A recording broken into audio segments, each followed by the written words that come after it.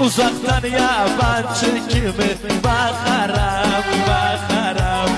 Diyar duhal kamı özü takarım. Diyar duhal kamı özü takarım. Harda kaldı o sözleri vefasız, vefasız.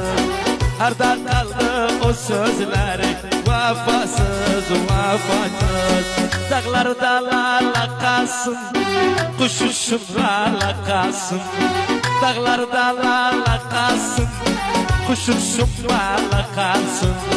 Yardan gevlim kırıktı, tekmağın bella kalsın.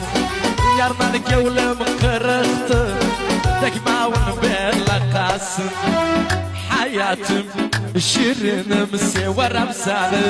Eğer anay razıysa baş üstüne koyarım seni. Eğer babayı vermezse kaparım kaçarım seni.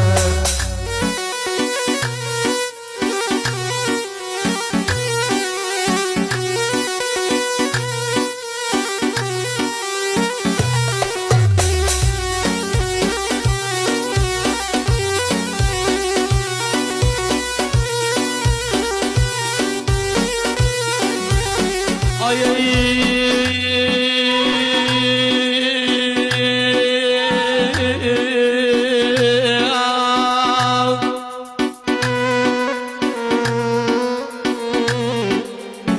çaldığı saza yandım, ettuğuna zayandım. Çaldığı saza yandım, ettuğuna zayandım. Baş koydum düzü üstüne, kış yattım yaz uyandım. Baş koydum düzü üstüne, kış yattım yaz uyandım. Hayatım çünkü gözüm severim seni. Eğer anay razıysa baş üstüne koyarım seni.